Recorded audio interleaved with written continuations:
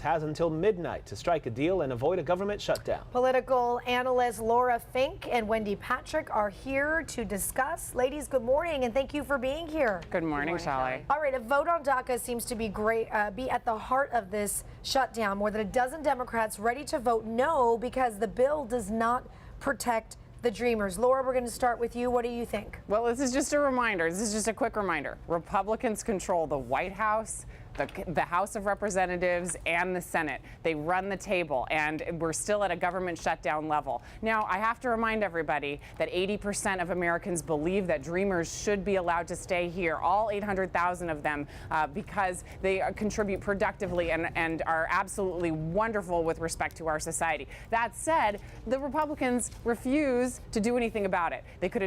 After Trump stripped their protections in September, October, November, December, now we're in January and nothing's been done.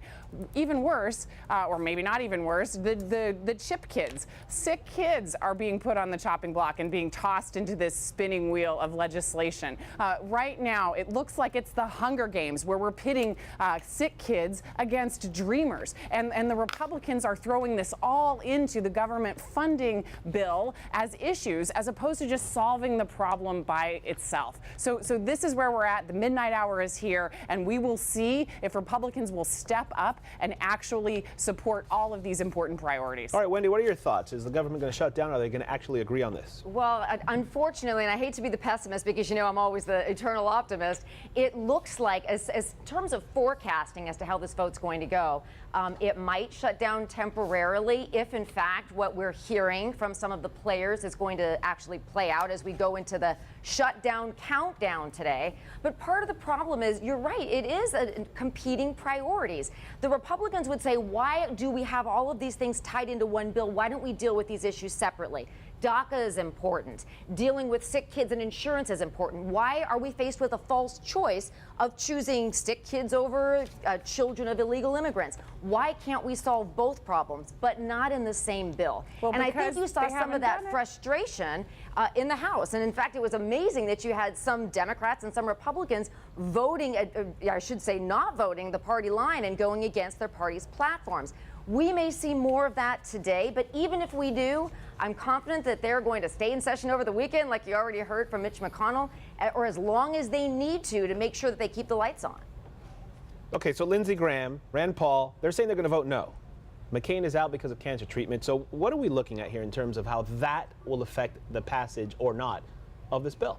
Well, we need 60 votes, Raul, right, in the Senate to pass the bill. That seems like a lot. There are 51 Republicans. Right now, remember that Dick Durbin, Lindsey Graham compromise? Yeah. That had 54 votes, which means you just had to scare a few more votes for that bill. But we're not looking at any of that. It's because the way that this process happened, Paul Ryan passed an extremely conservative bill out of the House, which puts the Senate in a bad position. And because Trump blew up that bipartisan deal, it really puts all the senators on their heels a little bit. But there is really a choice here. I mean, if they wanted to this afternoon pass a DACA bill separately, then we could pass a government funding extension. There's a lot of choices here, and the Republicans control all of them. So ultimately, this is a political issue where the right is really catering to the fringe elements of their party as directed by their president.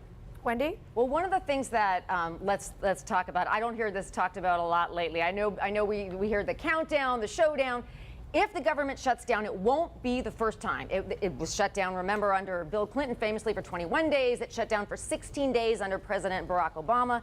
It will get reopened. Now, can there be something passed this afternoon that will avoid the shutdown? That obviously would be the goal.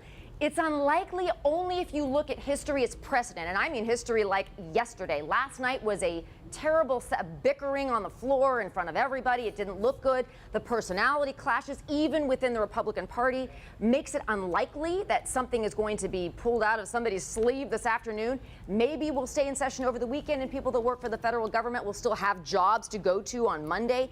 If not, and God forbid it does shut down, maybe it'll be reopened over the weekend. But you're right. If there were a way to take apart some of the legislation to be able to find agreement one place or another, we could do that. And of course, our fingers are still crossed. There's still time. They never seem to do that. It always complicates by putting a bunch of different things. Okay, let's get to final thoughts. It is Friday. Final thoughts. We will put 30 seconds on the board. Let's see, who should go first? Who should go first? Let's go with Laura. Go ahead. Laura 30 always seconds. goes Laura first. always has to go first. Oh, do you want to go first? You want to change it up? Yeah, change it We up. can- Go Wendy watch first. this. Watch Usually this. Laura goes and then Wendy, you know. Wendy goes first. Wendy's Okay. going first. 30 seconds on the clock. All right, okay. Final thoughts. I'm going to actually have it be an extension of what I just said about the government shutdown showdown. One of the things that we have seen over the years and even over the last couple of months is there's so much agreement as to what the Democrats and the Republicans think are important. And this is another example of that. Everybody cares about finding some path forward for DACA, for the DACA kids. Everybody agrees on children's health care. One of the things that we'll examine during the shutdown showdown as it approaches is, can we make those agreements separate enough to where we can keep the lights on in government and make everybody happy? I'm an optimist. Boom. Right on the Laura. nose. Mic drop for Wendy. So I want to talk a little bit about something that is not in the news but is very important, and that is the carrier deal that in November 2016, Trump came out and said he was going to save thousands of jobs. Well, every month we're seeing hundreds of workers getting laid off. This month, 200 additional workers won't be on the floor of that plant. That highlights the economic issues that we're not talking about while we are seeing our country divided on the basis of race. Because Trump is using race to divide people who are suffering, to divide working class white Americans, and to divide the rest of the people of this country. But bear in mind, these issues will be felt by the American people when they go to the ballot box. Laura, All right, Wendy. I was over. Well, what? I changed it up there with the Wendy first. I think it worked out. Ladies, have a wonderful weekend. Thank you both. We appreciate it. All right, Raul. thanks, Raul. Shelley.